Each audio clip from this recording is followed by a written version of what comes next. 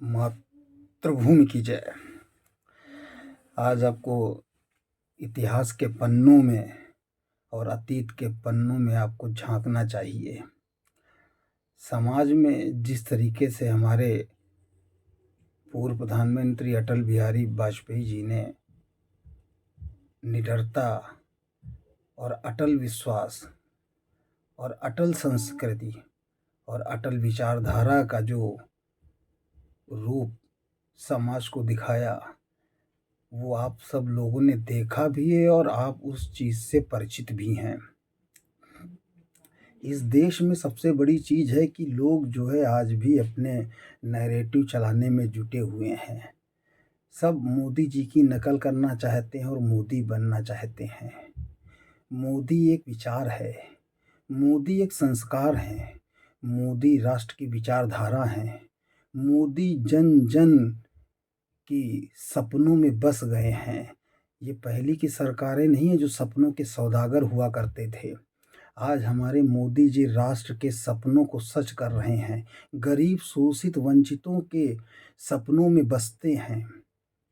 हर व्यक्ति जो है आज सोचता है कि कैसे हम आगे बढ़ें।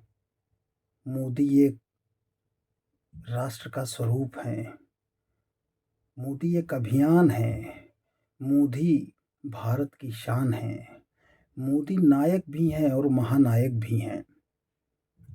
पहले भी लोग जो है राजा जब युद्ध पे जाते थे तो उनके जो कवि होते थे और साहित्यकार होते थे वो उनके गुणों का वर्णन किया करते थे।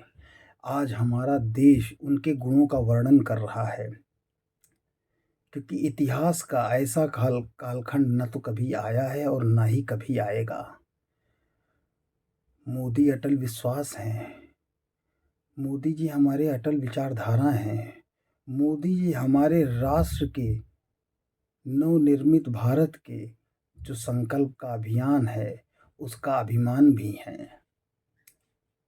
लोगों को सच देखना चाहिए और इन लोगों ने संस्कृति पर किस तरीके से प्रहार किया, किस तरीके से हमारी विचारधारा को नष्ट किया, किस तरीके से देश को जातियों में बांटा और उसके बाद बांटने के बाद आज आप देख रहे होंगे कि विपक्ष जो है 28 दलों में विभक्त होकर के बटा हुआ है। इनके अनुयायी होते हैं जो इनके पीछे चलते हैं।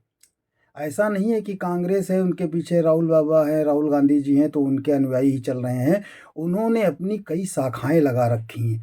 आज वो विपक्ष 28 शाखाओं में विभाजित हो गया है और 28 शाखाओं से जो लोग चल रहे हैं वो अपने अपने अनुयायियों को लेकर चल रहे हैं।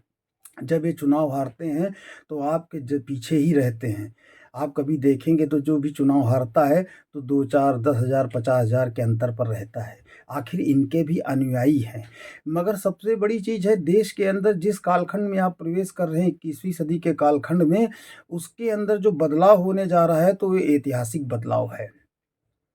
ये लोग जिनको बचाने का प्रयास कर रहे थे उनकी रोड सड़कें तो गायब हो ही गई और जो उनके बचे हैं वो भी आने वाले कल में गायब हो जाएंगे। वो भी कहेंगे कि हाँ भैया हम भी हिंदू हैं।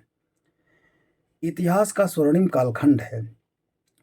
ये भगवा की वो लहर है जो आज तक ऐसी कभी लहर आई ही नहीं इस देश में। 500 वर्षों के बाद जो लहर इस बार देश में उठी है इसमें कोई बचने नहीं पाएगा।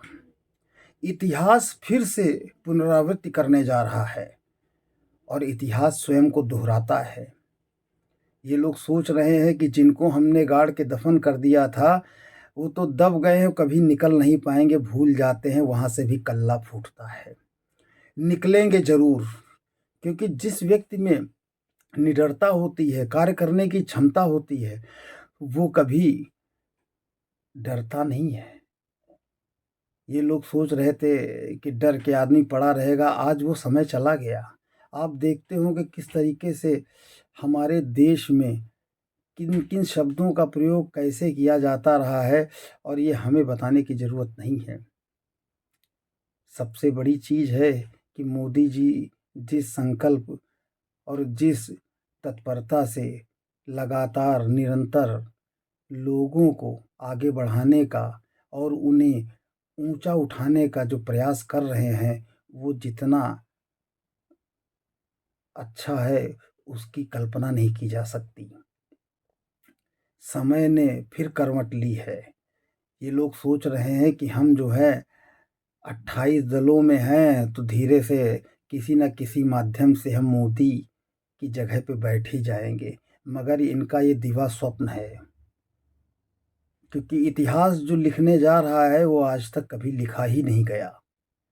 2024 का इतिहास अलिखित इतिहास कहलाएगा, स्वर्णिम कालखंड कहलाएगा। क्योंकि मोदी जी हमारे जो है उन्होंने 4 जातियों में बाँट दिया है, युवा, किसान, गरीब और मज़दूर, महिला।